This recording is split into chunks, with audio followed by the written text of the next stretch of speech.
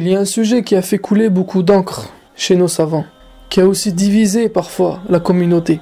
Des sectes se sont formées à cause de la mauvaise compréhension de la notion du destin. Certains ont dit que le destin empêchait le libre arbitre. En fait, c'est Allah qui choisit à notre place. C'est Allah qui fait à travers nous. En fait, nous, on n'est pas responsables. Et quoi que tu fasses, tu n'obtiendras que ce que Allah a décidé pour toi. Ils sont donc fatalistes. Car même si tu fais du bien, si Allah a décidé que tu iras en enfer, tu iras. Et ça, c'est un égarement manifeste et une grossière erreur. D'un autre côté, d'autres ont renié carrément le destin, en disant que c'est l'homme qui crée ses propres actes, qui crée son propre destin. C'est lui qui choisit, c'est lui qui décide, et il est tout puissant. Et ça encore, c'est faux. Celui qui pense de telles choses sort de l'islam. Il a renié le destin. Et le destin est un pilier fondamental du iman, de la foi musulmane. En fait, la vérité se trouve entre les deux. La bonne compréhension de cette notion se trouve entre ces deux extrêmes. Al-Qadr en islam, c'est comprendre que la première chose qu'Allah s.w.t. a créée, avant de créer tout ce qui existe et tout ce que l'on connaît, c'est Al-Qalam, la plume.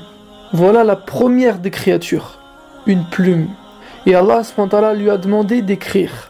Elle a dit, que dois-je écrire? Allah s.w.t. lui a dit, écris le destin de chaque chose. Et Allah s.w.t. lui a enseigné sa science, et il a écrit le destin de chaque chose en se basant sur la science d'Allah s.w.t. En fait, Qadar Allah, c'est la science d'Allah. Car en tant que créateur, Allah s.w.t. connaît parfaitement sa créature. Toi, tu es une créature parmi les créatures d'Allah s.w.t. Ton unique créateur, c'est lui. Et sache qu'en tant que créateur, il te connaît mieux que ta mère et ton père. Il te connaît même mieux que toi-même. Il sait comment tu fonctionnes. Il sait ce que tu aimes et ce que tu détestes. Il sait ce dont tu as peur. Si je te dis maintenant, comment tu réagirais si tu te retrouves seul face à un lion? Ou comment tu réagirais si tu gagnes 1 million d'euros? Toi tu vas me dire, je ne sais pas, je pense que si je suis devant un lion, je vais courir le plus rapidement possible pour lui échapper. Si je deviens riche, la première chose que je fais, c'est que je vais à la Mecque, je fais le pèlerinage, je donnerai de l'argent aux pauvres, etc. Ça, c'est ce que tu penses. T'en sais rien. Parce qu'en fait, tu te connais pas parfaitement. Si ces choses-là t'arrivent, tu réagiras complètement différemment. Peut-être que t'as raison. Si un jour tu te retrouves face à un lion, tu vas prendre tes jambes à ton cou et tu vas cavaler le plus vite possible. Peut-être. Mais ce peut-être-là signifie qu'il y a un doute. Et ce doute vient de la connaissance imparfaite que tu as de toi-même. Parce que ça se trouve, tu seras tellement en panique que tu seras tétanisé et tu pourras pas bouger. Peut-être aussi que sur le moment, tu vas réagir de façon bizarre et tu vas essayer de te défendre avec tes mains. Et il y a encore d'autres suppositions. Peut-être que si tu deviens riche maintenant, tu vas perdre la tête. Tu vas dépenser et gaspiller ton argent dans des choses futiles. Tu sais pas parce que tu te connais mal. Mais Allah s.w.t. lui, il te connaît parfaitement. Il sait aujourd'hui et il savait hier quelle va être ta réaction exacte quand tu vas te retrouver devant un lion. Comment tu vas réagir si tu deviens riche et comment tu vas dépenser ton argent et tout ce que tu vas t'acheter. Allah s.w.t. il le sait. C'est pas parce qu'il t'a contraint à réagir de cette manière, mais parce que ça fait partie de sa science infinie, tout simplement. Je te donne un exemple. Si tu dis à un ami à toi, viens boire le thé demain à la maison à 17h. Quand tu vas entendre frapper à la porte à 17h, est-ce que tu sauras qui est derrière la porte ou pas? Tu sauras. Et quand tu vas ouvrir la porte, tu vas pas être surpris de trouver ton ami, à qui tu avais donné rendez-vous. Maintenant, est-ce que ton ami il est là parce que tu l'as contraint? Est-ce que le fait que tu saches que ton ami il allait venir aujourd'hui à 17h, l'a contraint à venir? Non, c'est deux choses différentes. Donc c'est comme ça qu'il faut comprendre Qadar Allah. Tout ce qui nous arrive, oui, ça a été écrit par la plume.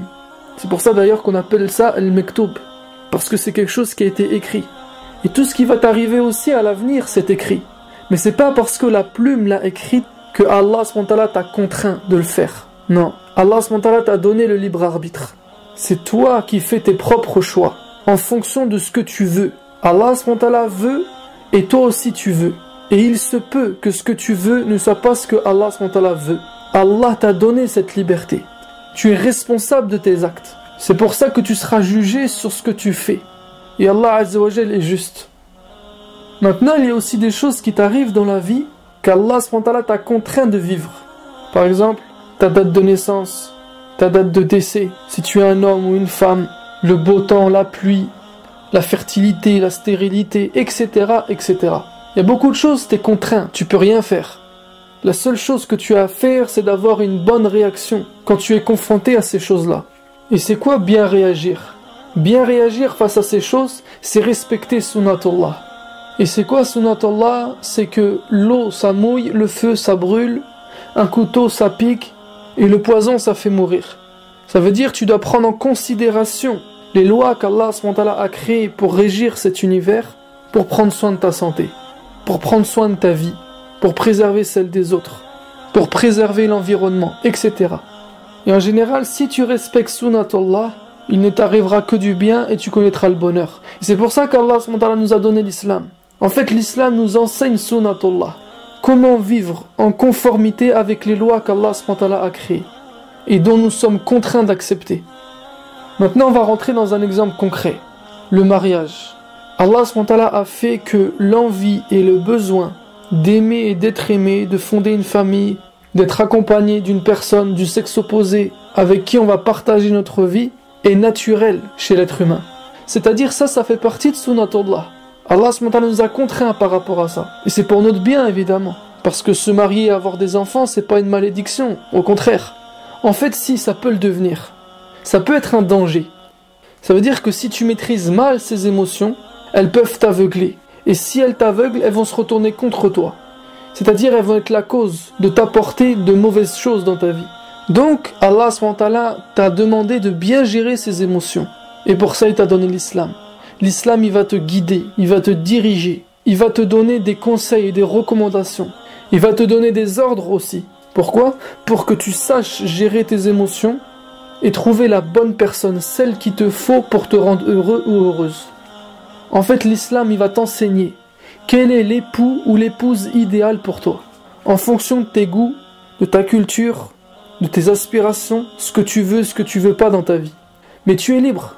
Tu peux choisir de n'en faire qu'à ta tête, de choisir comme bon te semble, mais dans ce cas, assume les conséquences. Et sache que tout ce qui va t'arriver, de toute façon, c'est qadar Allah. Si tu tombes sur un mauvais mari ou une mauvaise femme, sache que c'est ton destin, mais que c'est toi qui l'as choisi. C'est pas Allah qui t'a tendu un piège et qui t'a contraint de te marier avec lui ou avec elle. Je te donne encore un exemple. Omar ibn al-Khattab est parti en voyage pour visiter les musulmans dans une région lointaine. Quand il était presque arrivé, on est venu lui annoncer que les musulmans de cette région étaient touchés par la peste. Ce virus avait frappé cette région. Qu'est-ce qu'a fait Omar? Il a dit dans ce cas on rentre à Médine, on n'y va pas. Un homme lui a dit Ya Omar, est-ce que tu fuis qadar Allah? Dans le sens, tout est écrit Ya Omar, pourquoi t'as peur? Si tu dois tomber malade, tu tomberas malade. Si tu dois mourir, tu mourras.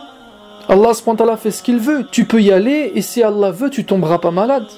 Omar radhiyallahu lui a répondu je fuis qadar Allah vers un autre qadar Allah. En fait, t'as pas besoin de réfléchir si ça a été écrit ou pas.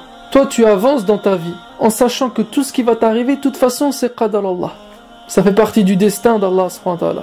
Le prophète sallallahu alayhi wa sallam a dit, si vous êtes dans une région où il y a la peste, restez-y, pour pas que le virus se propage. Mais si vous voulez aller dans une région où il y a la peste, n'y allez pas, pour ne pas tomber malade. Mais ça veut dire l'islam, il t'enseigne de pas te jeter dans la gueule du loup, sous prétexte que le loup c'est une créature, et qu'elle fait ni bien ni mal, et que si Allah SWT veut, il t'attaquera pas. Non, l'islam t'enseigne de prendre tes précautions, de respecter sunnatullah, en ayant la certitude au fond de ton cœur que oui, qudratullah est supérieur à sunnatullah. C'est-à-dire la puissance d'Allah est plus forte que les lois qu'Allah SWT a créées. Car Allah SWT n'est pas limité à des lois qu'il a lui-même créées. Allah SWT a fait que le feu ça brûle. Mais s'il le veut, par sa puissance, il peut faire que le feu soit de la fraîcheur pour toi. Comme il a fait pour Ibrahim alayhi salam. Mais est-ce que Ibrahim s'est jeté lui-même dans le feu? Non. Il a été contraint d'être jeté dans le feu. Et Allah SWT a changé l'état du feu. Et il était dans le feu comme dans une brume apaisante. Allah SWT dans ses lois a créé des causes de mort. Et il t'a contraint de mourir un jour. Mais il t'a interdit de causer ta propre mort. Il y a beaucoup de choses à dire sur qadar Allah. Et en fait, c'est un sujet qui est passionnant. Mais ce qu'il faut retenir, c'est quoi? C'est vis ta vie sans calculer le destin.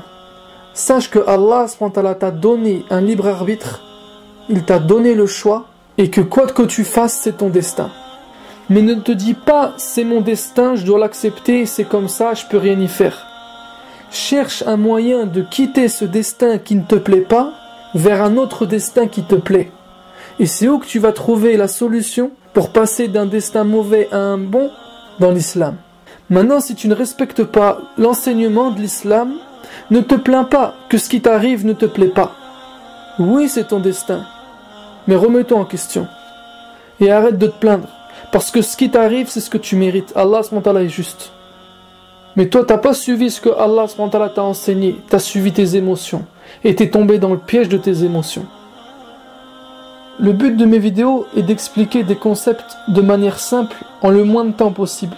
Évidemment, je peux pas tout dire, mais j'essaye d'expliquer l'essentiel. Si tu veux rajouter des choses, ou que tu as des questions pour approfondir ou mieux comprendre, tu peux le faire dans les commentaires. J'y répondrai, Inch'Allah. Si tu n'es pas abonné à la chaîne, je t'invite à le faire. Je publie 3 vidéos par semaine, et si tu t'abonnes, tu seras mis au courant dès qu'une nouvelle vidéo sera mise en ligne. Tu peux aussi télécharger mon livre dans lequel je te donne 70 conseils pour mieux te concentrer dans ta prière, en cliquant sur le i comme info en haut à droite de la vidéo. Et si tu veux mieux me connaître et recevoir plus de conseils, tu peux t'abonner à la lettre. Je la rédige moi-même et je te l'enverrai chaque dimanche matin dans ta boîte mail. Sur ce, je te dis à la prochaine vidéo, Inch'Allah.